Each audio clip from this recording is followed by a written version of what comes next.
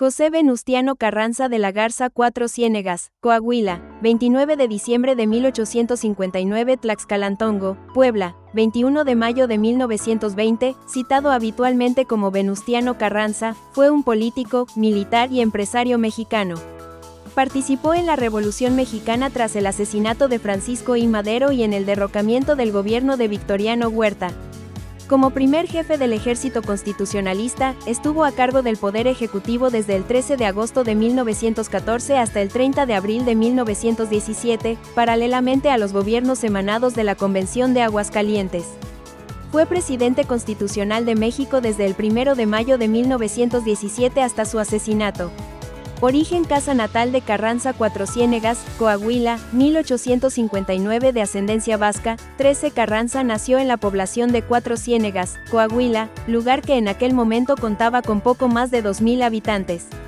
El 19 de febrero de 1856, por decreto de Santiago Vidaurri, el estado de Coahuila fue anexado al estado de Nuevo León, por lo que, para en que nació Carranza, Cuatro Ciénegas pertenecía a Nuevo León. Posteriormente, el 26 de febrero de 1864, Benito Juárez decretó la separación de Coahuila y Nuevo León.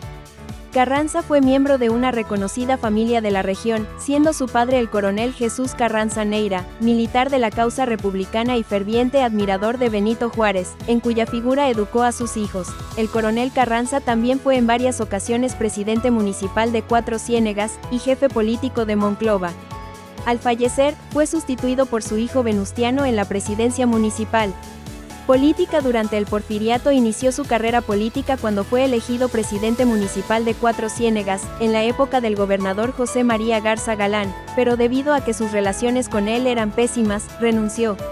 Por tal motivo, cuando Garza Galán intentó reelegirse, Carranza se rebeló participando políticamente en su contra. No tomó las armas, pero convenció a Porfirio Díaz de que el movimiento no era antiporfirista. Bernardo Reyes fue designado mediador, y apoyó a Venustiano Carranza para que se reintegrara a la política. Fue así como volvió a la presidencia municipal de Cuatro Ciénegas de 1894 a 1898. Además, fue diputado local al Congreso de Coahuila y diputado y senador al Congreso de la Unión. En 1908, ocupó la gobernatura de Coahuila de manera interina. Se creyó que sería el próximo gobernador, pero su participación en el movimiento reyista le trajo oposición de Porfirio Díaz y de los científicos. A pesar de ello, presentó su candidatura independiente al gobierno de su estado, siendo derrotado por Jesús del Valle. Maderismo. En un principio no se comprometió con Francisco I. Madero, pues continuó con la esperanza de que algún día el general Bernardo Reyes, quien lo había apoyado en su lucha contra Garza Galán, regresara al país a suceder a Porfirio Díaz. Al ver que esto no sucedía, y cercanas las elecciones presidenciales, decidió adherirse al maderismo, exiliándose en San Antonio, Texas, y comprometiéndose a acudir al llamado de las armas. Aunque no llegó a penetrar el estado como rebelde, fue designado por Francisco I. Madero como gobernador de Coahuila. Luego lo nombró secretario de Guerra y Marina en su gabinete provisional de Ciudad Juárez, a pesar de ser un civil. Fue ratificado en su cargo de gobernador de Coahuila, para el que poco después fue elegido. Como gobernador de su estado, organizó fuerzas auxiliares que impidieron el paso de los rebeldes orozquistas a Coahuila en 1912. La Convención de Aguascalientes. Esta reunión se le conoció con el nombre de Convención de Aguascalientes, que fuera convocada el 1 de octubre de 1914 por Venustiano Carranza. Si bien en un principio los zapatistas no fueron llamados a la convención, luego de una misiva se incorporaron a las sesiones, y fue así como se complicaron las aspiraciones políticas de Carranza, ya que villistas y zapatistas expusieron sus ideales en la convención y lograron convencer a carrancistas y obregonistas que pronto se incorporaron a la nueva legislatura y pugnaron por el retiro de Carranza como primer jefe. En su punto 12, el plan de Ayala zapatista tenía prevista una junta de los principales jefes revolucionarios de los distintos estados similar a la de la convención, para que así estos pudieran nombrar a un presidente interino, al que se daría el encargo de convocar a elecciones de un nuevo Congreso de la Unión, que a su vez convocaría a elecciones para integrar los demás poderes del país. Si bien esta parece ser la propuesta más democrática, Carranza parecía no estar de acuerdo con esto. Su llamado para la conformación de la convención en la Ciudad de México no llevaba otra finalidad más que la de concentrar y organizar bajo su mando todas las fuerzas revolucionarias que a lo largo y ancho del país se habían levantado. en armas, para así constituirse en el hombre predestinado a ocupar la presidencia de la República y no, como sucedió, en una especie de legislatura que buscó darle un nuevo rumbo a la República en vías de democratizar a la nación. La convención, que Carranza creyó lo legitimaría, lo desconoció como presidente, lo cesó de su cargo y nombró a Eulalio Gutiérrez Ortiz como presidente provisional. Carranza, en lugar de acatar las decisiones de la Junta, la declaró en rebelión y en enero de 1915 partió a Veracruz con el personal de su administración. Ahí reorganizó su ejército con el apoyo de los generales Álvaro Obregón, Pablo González Garza, Cándido Aguilar, Salvador Alvarado, Jacinto B. Treviño, Francisco Cos, José de Jesús Madrigal Guzmán y otros. Además, al igual que Francisco Villa, decretó su propia ley agraria el 6 de enero de 1915 y expidió las adiciones al Plan de Guadalupe referentes al divorcio, municipio libre, independencia del Poder Judicial, accidentes del trabajo, suspensión de la Lotería Nacional, etc. Incluso sin el consentimiento del presidente electo Woodrow Wilson, el embajador de Estados Unidos apoyó con armas a Félix Díaz y a Huerta. Para abril de 1914, con el pretexto del desembarco de marineros en Tampico sobre tierras donde no se permitían extranjeros, ocuparon Veracruz. La misión era destituir a Huerta, por ser ilegítimo y sobre todo controlar el ingreso de armamento. La lucha arrojó 200 bajas mexicanas contra 19 estadounidenses. Existen telegramas enviados por Carranza en abril de 1917 que 17 con fecha del 27 de abril de 1917. Expedido en Ciudad Juárez y recibido en Chihuahua, el pequeño texto comienza con la frase muy urgente, y a continuación un texto críptico: he tenido varias. Este tipo de mensajes cifrados fueron muy comunes durante el proceso revolucionario. Todas las fracciones en pugna los utilizaron, pues si alguien los interceptaba podía apresurar una movilización e intervenir en su contra. El criptograma continúa, bastante este estado y finalmente dice: me permito darle esta información por lo que tuviera aprovecharla. Saludos, Pesqueira. Roberto V. Pesqueira Morales fue agente revolucionario en Washington y agente financiero del Gobierno de México en Nueva York e incluso llegó a diputado de la Federación. Si bien se desconoce el contenido del telegrama, resulta notoria la repetición del número. Madero empleó ese número en cartas personales para hablar precisamente de Estados Unidos. Una hipótesis aún no comprobada establece que es posiblemente una referencia al número de estrellas en la bandera norteamericana a principios del siglo XX, que corresponden a sus estados confederados. Si esta hipótesis se aplicara a Carranza, se podría explicar que desde finales de 1915, existe correspondencia proveniente de Estados Unidos que reconoce al general mexicano como presidente. Reconocimiento. A finales de 1915, Carranza decidió emprender una gira en el norte del país con el fin de consolidar su gobierno. El 19 de octubre de 1915, mientras se encontraba en la ciudad de Torreón, recibió un telegrama de Eliseo Arredondo, su enviado especial en Washington, donde le anunciaba el reconocimiento de su gobierno por parte del gobierno de los Estados Unidos. El presidente Carranza decidió anunciar el reconocimiento con un discurso pronunciado desde el balcón del Hotel Salvador, donde se encontraba hospedado. El texto del telegrama decía así: querido señor Arredondo, tengo el placer de informarle que el presidente de los Estados Unidos aprovecha esta oportunidad para extender su reconocimiento al gobierno de facto de México, en el cual el señor don Venustiano Carranza figura como jefe del Ejecutivo. El gobierno de los Estados Unidos tendrá placer en recibir formalmente, en Washington, al representante diplomático de dicho gobierno de facto tan pronto como plazca al señor Carranza designarlo y extenderle su nombramiento. Y recíprocamente el gobierno de los Estados Unidos acreditará ante el gobierno de facto un representante diplomático, tan pronto como el presidente tenga oportunidad para nombrarlo. Agradeceré a usted que se sirva anunciar esta noticia al señor Carranza, con la brevedad que usted considere posible y oportuna. Quedo de usted sinceramente, R. Lansing. El Congreso Constituyente de 1917. Artículo principal. Congreso Constituyente de México de 1917, Venustiano Carranza. Centro en la Cañada, Querétaro, el 22 de enero de 1916. Cuando las fuerzas convencionistas fueron derrotadas, Carranza creyó conveniente consolidar en reformas constitucionales su movimiento político, cuestión que ya había comentado al referirse sobre la necesidad de rehacer la Constitución de 1857 desde un discurso que dio en Hermosillo el 24 de septiembre de 1913. La debilidad del zapatismo permitió que se tomara la Ciudad de México, y fue este triunfo el que le trajo el reconocimiento oficial del gobierno estadounidense en octubre de 1915. El 14 de septiembre de 1916, Carranza anunció la necesidad de convocar a un Congreso Constituyente para reformar la Constitución de 1857. En dicha convocatoria, se estipuló que por cada 70.000 habitantes se nombraría un diputado, aproximadamente, pues algunos estados dominados por fuerzas villistas o zapatistas enviaron representaciones mínimas.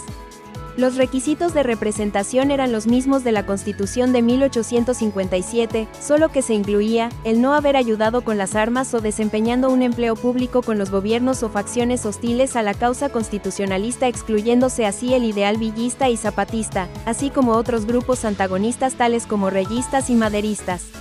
Dicho Congreso fue una asamblea de políticos conformada principalmente por abogados, profesores, ingenieros y militares de clase media. Solo la minoría tenía experiencia parlamentaria, pues ya antes habían pertenecido a una agrupación llamada Bloque Liberal Renovador, que años atrás habían legitimado el régimen huertista perteneciendo a la 26ª legislatura. A pesar de los requerimientos previos, todas estas diferencias provocaron grandes problemas y polémicas durante las sesiones. Asimismo, la lucha armada había sido hecha por gente rural y los diputados que eligieron el México futuro fueron elegidos por gente urbana. Lo cierto es que las regiones que habían sido más activas en la lucha armada tuvieron menos representantes en el Congreso Constituyente. Esta nueva Carta Magna plasmó diferencias con respecto a la Constitución de 1857, ya que la primera fue apegada al liberalismo y la segunda fue muy realista de acuerdo con las condiciones internacionales de su tiempo. Carranza en la portada de Les Hommes du Jour, Francia, 1916. Cuando Carranza propuso su proyecto de constitución, que, originalmente pretendió ser una reforma a la Constitución Liberal de 1857, los diputados más progresistas repudiaron el texto, mientras que los del Bloque Liberal Renovador estuvieron de acuerdo con él.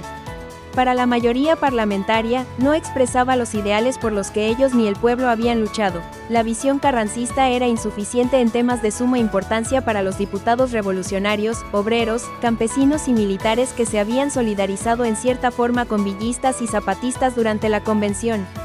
Al conocer el proyecto carrancista sobre la libertad de trabajo, por una parte, y la propiedad territorial, por la otra, que había sido tomada de la de 1857, señalaron que las demandas obreras y campesinos no estaban siendo atendidas. A raíz de esto, exigieron al primer jefe, se respetaran e incorporaran las disposiciones que luego serían conocidas como derechos o garantías sociales. Los constituyentes ortodoxos, juristas y maestros en derecho, creían inadecuada la incorporación de los derechos de los trabajadores en la ley suprema porque contraviene la técnica constitucional. Consideraban inoportuno que ésta hablare de la duración de la jornada, salario mínimo y del trabajo de las mujeres, pues según ellos todo eso era legislación secundaria. Por su parte, a los legisladores provenientes de las luchas obreras y campesinas no les importó dicho argumento y estaban empeñados en ver sus demandas inscritas en la ley suprema. Por ejemplo, con objeto de hacer efectiva la reforma agraria, la redacción original del artículo 27 sostiene la fracción de los latifundios, el desarrollo de la pequeña propiedad, la creación de nuevos centros de población agrícola con las tierras y aguas que les sean indispensables, el fomento de la agricultura y la prevención de la destrucción de la naturaleza. El ideal de propiedad escrito en el artículo 27 en sus inicios no se ajustaba completamente a los cánones de un capitalismo clásico ni a los del socialismo. Era, en sí, una mezcla de ambos pensamientos, uno más tenue que otro. Del capitalismo conservaba la propiedad privada, pero al limitarla a una extensión máxima rompía con el arquetipo liberal, que pugna por la no intromisión del Estado en las relaciones mercantiles entre los ciudadanos. Del socialismo, coincidía en el impulso de la propiedad colectiva, tales como el ejido y demás propiedades en este sentido.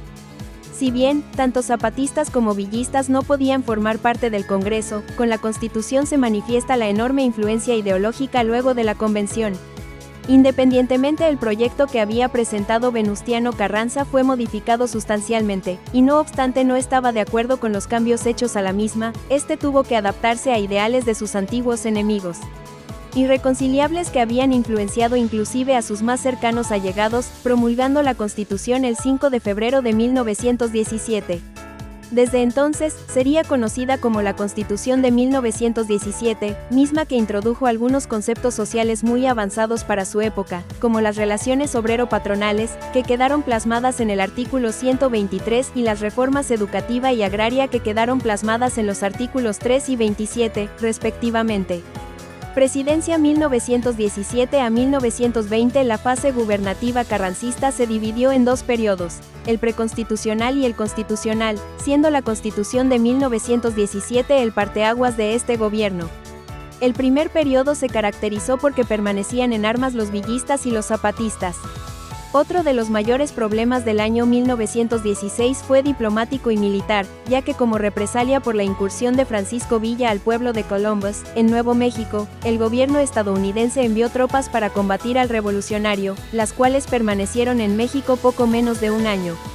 Para llevar a cabo la transición del proceso revolucionario a la creación de un Estado posterior a la revolución, los grupos vencedores debían definir su proyecto de país, lo que hicieron precisamente, mediante la Constitución de 1917.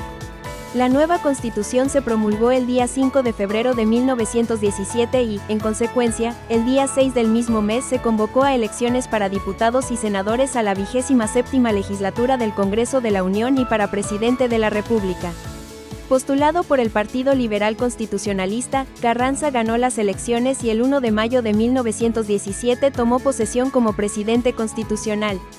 Durante su gobierno, Carranza se dio a la tarea de pacificar el país, reorganizar la administración y los poderes, y hacer valer la Constitución que había sido promulgada. A pesar del aparente optimismo con respecto al nuevo gobierno, los logros de Carranza durante su presidencia fueron apenas unos cuantos y no se vieron demasiados cambios, lo cual hizo que muchos que deseaban ver a un nuevo y renovado México tras la lucha armada se mostrasen insatisfechos. Para 1917, el país se encontraba en una posición interna muy precaria. La lucha revolucionaria había acabado con la economía, escaseado las fuentes de alimento y había provocado problemas sanitarios que asolaban a toda la nación.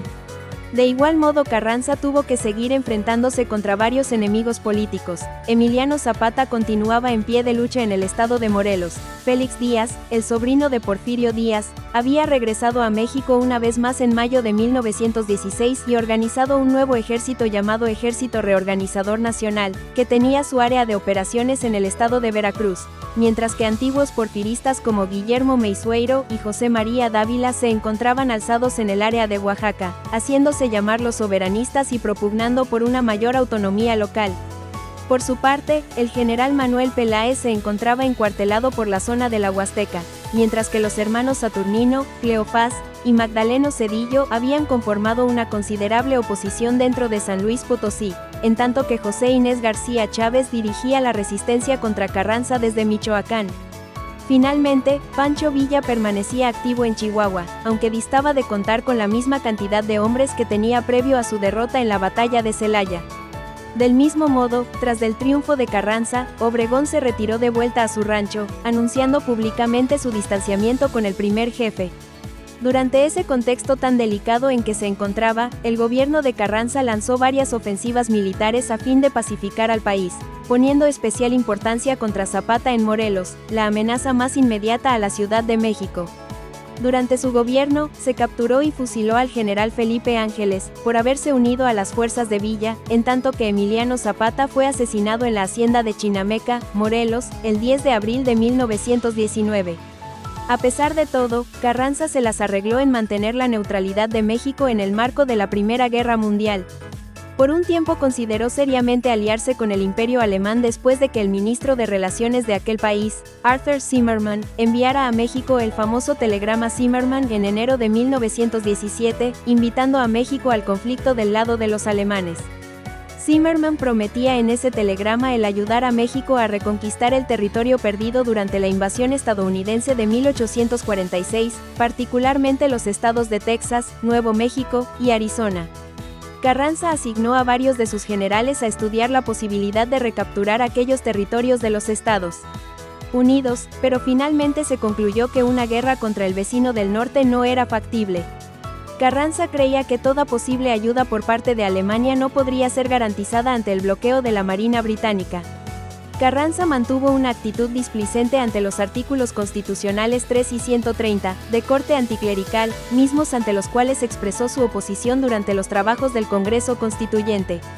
Una política de tolerancia hacia la Iglesia Católica en México como institución parecía de lo más pragmático ante la situación tan delicada en que se encontraba el país. Carranza sostenía que las costumbres de un pueblo no pueden cambiar de la noche a la mañana. Para que la gente deje de ser católica, el triunfo de la revolución no es suficiente. El pueblo de México seguirá igual de ignorante, supersticioso y apegado a sus antiguas tradiciones hasta que reciba una educación. Carranza propuso una enmienda para modificar aquellos artículos constitucionales, pero su propuesta fue rechazada por las legislaturas locales y por 2/3 del Congreso. No sería sino hasta la presidencia de Plutarco Elías Calles 1924 a 1928, que los artículos anticlericales serían verdaderamente aplicados, lo que provocaría un nuevo conflicto armado conocido como la Guerra Cristera. Neutralidad mexicana durante la Primera Guerra Mundial. Véase también. Telegrama Zimmermann. Carranza se encargó de mantener celosamente una política de neutralidad diplomática durante el conflicto internacional, influenciado por el sentimiento antiestadounidense en la población, debido a las continuas invasiones e intervenciones que los Estados Unidos habían hecho en el país. Victoriano Huerta había llegado a la presidencia gracias a las intrigas del embajador estadounidense Henry Lane Wilson en febrero de 1913, que derivaron en el derrocamiento del presidente Francisco I. Madero y el vicepresidente José María Pino Suárez, en un golpe de Estado conocido como la Decena Trágica.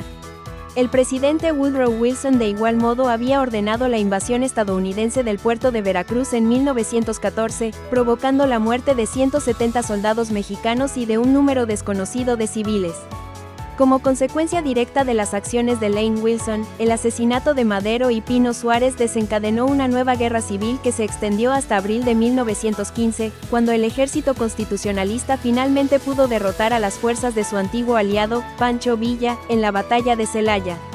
Las relaciones diplomáticas entre los gobiernos de Carranza y de Wilson fueron mayoritariamente tensas, particularmente después de proclamada la nueva Constitución de 1917, la cual regulaba la participación de México durante la conflagración mundial. No obstante, Carranza fue capaz de sacar lo mejor de tan complicada situación, pues su gobierno fue plenamente reconocido por Alemania al inicio del año de 1917, en tanto que Estados Unidos haría lo propio el 31 de agosto de ese mismo año. Esta acción se pudo lograr como consecuencia del escándalo provocado por el telegrama Zimmermann, pues el vecino del norte se comprometía a reconocer el nuevo gobierno carrancista a cambio de que México se mantuviera fuera del conflicto mundial. Después de la invasión al puerto de Veracruz por parte de los marinos estadounidenses, México no estaría dispuesto a participar al lado de Estados Unidos en su entrada a la Gran Guerra, así que lo mejor que podía suceder para ambas partes era que el primero se mantuviese fuera del conflicto. Carranza también aseguró garantías a las compañías petroleras alemanas que operaban en el país, especialmente en la Ciudad de México, aunque el mayor socio comercial de petróleo de México para aquellos momentos seguía siendo los británicos a la larga. Más del 75% del combustible usado por los británicos en su flota provenía de México. Carranza, no obstante, estuvo a nada de aceptar la propuesta de Alemania, hecha por medio del telegrama Zimmermann, y al mismo tiempo fue capaz de detener otro intento de invasión por parte de los Estados Unidos para ocupar los pozos petrolíferos que se encontraban en el istmo de Tehuantepec y en Tampico. Para el año de 1917, México producía más de 55 millones de barriles de crudo, los cuales se habían vuelto de gran importancia estratégica para los británicos y, por extensión, el resto de los aliados. Carranza amenazó con prender fuego a los campos petrolíferos de aquellas zonas si los estadounidenses invadían el territorio. Ante estas acciones, el historiador Lester Langley escribió que, puede que Carranza no haya logrado cumplir con los objetivos sociales de la revolución, pero mantuvo a los gringos fuera de la Ciudad de México. Revolución de Agua Prieta y asesinato. Artículo principal. Revolución de Agua Prieta. En 1920 buscó imponer como presidente de la República a un civil, el ingeniero Ignacio Bonillas, pues ya para entonces era contrario a la ideología política mostrada por Álvaro Obregón y se encontraba desilusionado por la actitud de Pablo González Garza. Dicha actitud causó una revuelta encabezada por Álvaro Obregón, quien desconoció a Bonillas y se sublevó en su contra al amparo del Plan de Agua Prieta y de Plutarco Elías Calles y Adolfo de la Huerta, por un lado, y González, por el otro. Cuando ambos bandos obtuvieron el apoyo de la mayor parte del ejército, Carranza decidió trasladar la sede del gobierno nacional al puerto de Veracruz, donde ya había permanecido durante la guerra con Villa. De esa forma salió con todo su gabinete y sus familias, su mobiliario no solo personal sino de algunas de las secretarías del gobierno, más pertrechos de guerra, y los fondos del gobierno federal, grandes cantidades de monedas de plata y oro, billetes y barras de oro y plata que había en la tesorería. Hubo continuos ataques al ferrocarril en las estaciones poblanas de San Marcos, Rinconada donde mataron a su caballo mientras lo montaba y de Aljibes, Puebla. El 20 de mayo de 1920 salió de esta última al conocerse que las vías habían sido dinamitadas, y se internó en la Sierra Norte del estado de Puebla con muchos de sus seguidores, incluida una escolta de cadetes del colegio militar, en un intento desesperado por alcanzar el puerto de Veracruz. Llegó así hasta el pequeño pueblo de Tlaxcalantongo, Puebla, donde la madrugada del 21 de mayo de 1920 las tropas del general Rodolfo Herrero lo asesinaron mientras dormía en un jacal. Fue enterrado en el Panteón Civil de Dolores de la Ciudad de México. En 1942, sus restos fueron depositados en el Monumento a la Revolución, donde permanecen hasta la fecha. Museografía Casa Museo, Ciudad de México. En la actualidad existen varios museos sobre el expresidente Venustiano Carranza. Casa Museo Venustiano Carranza en la Ciudad de México, sitio donde vivió el expresidente de 1919 a 1920 cuando huye seguido a la proclamación del Plan de Agua Prieta el 25 de febrero en 1921. Museo de la Revolución Venustiano Carranza en Veracruz. Veracruz contiene objetos pertenecientes al Barón de Cuatro Ciénagas durante su estancia en Veracruz. Museo de los Presidentes Coahuilenses en Saltillo, Coahuila, alberga documentos y objetos de los 5 coahuilenses que han sido presidentes de México. Casa Museo Venustiano Carranza en Cuatro Ciénegas, Coahuila, sitio donde nació Venustiano Carranza. Museo Carranza en Jicotepec de Juárez, Puebla, museo donde fue velado por 3 días y se realizó la autopsia al presidente Venustiano Carranza.